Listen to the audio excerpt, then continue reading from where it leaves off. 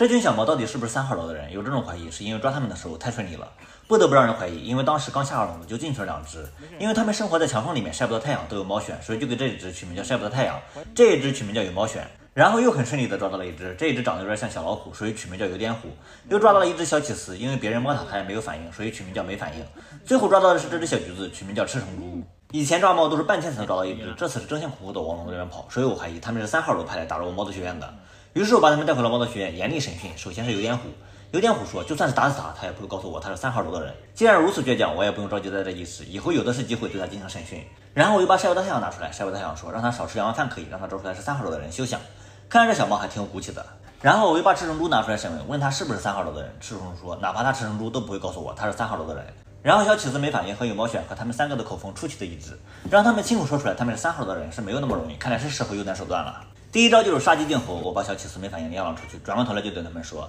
没反应已经被我关进了水牢，你们1天不招供，没反应就在水牢里面多受罪1天。他们破口大骂，说我阴险毒辣不要脸，对一个可爱的小猫竟然下得去这种毒手。我冷笑一声，告诉他们，如果明天不招，明天再随机下一个水牢。几个小猫听后更加深信猫子学院会迫害小猫咪，会对小猫咪进行药物迫害和肢体改造，于是他们开始疯狂的抗议，给他们的水不喝，把水盆当成澡盆，每天搞到身上湿漉漉的。他们本来就有猫癣，要保持干燥才行，虽然他们顽强抵抗，但是他们的身体有问题，我还是要给他们积极治疗的。于是每天给他们猫癣部位涂上药，他们又开始破口大骂，说我无所不用其极，药物迫害都用上了，怪不得反猫的联盟同仇敌忾，要推翻猫的学院，干翻土豆爹。于是我将计就计，趁着给他们打疫苗的时候，我恐吓他们说，这才是真正的药物迫害，如果不如实招供，就不给解药，到时候药效发作起来，连拉带吐七窍流血而亡。3只小猫听到后，又是对我一顿破口大骂，说我手段卑劣，特别是有点虎骂得最凶。于是我把有点虎领养了出去，领养之前给有点虎剪个指甲。有点虎以为我们要对它进行肢体改造，吓得瑟瑟发抖。而当时公司正好要搬家，于是我把剩余的3只转移到了医院，当时他们有一点拉肚子，于是又给他们打上了针，又做检查，发现赤橙猪得了猫瘟，还好之前打了1针疫苗，还能管点用。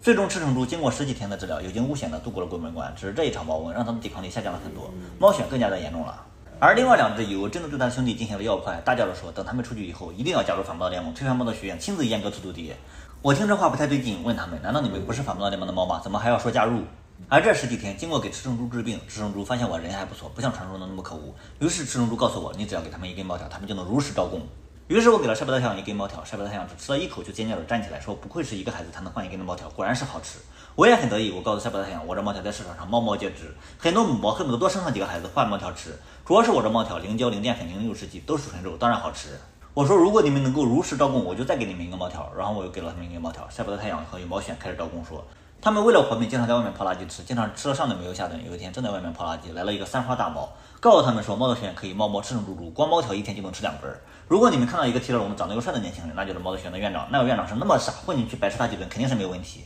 到此时我才明白，他们虽然不是反猫的联盟成员，但是中了3号楼的奸计，被3号楼当了枪使。3号楼是想让更多的猫混进来吃穷我，真的是可恶。而晒不到太阳他们也洗清了自己的冤屈，原来都是有毛头的好猫，他们随时可以接受领养了。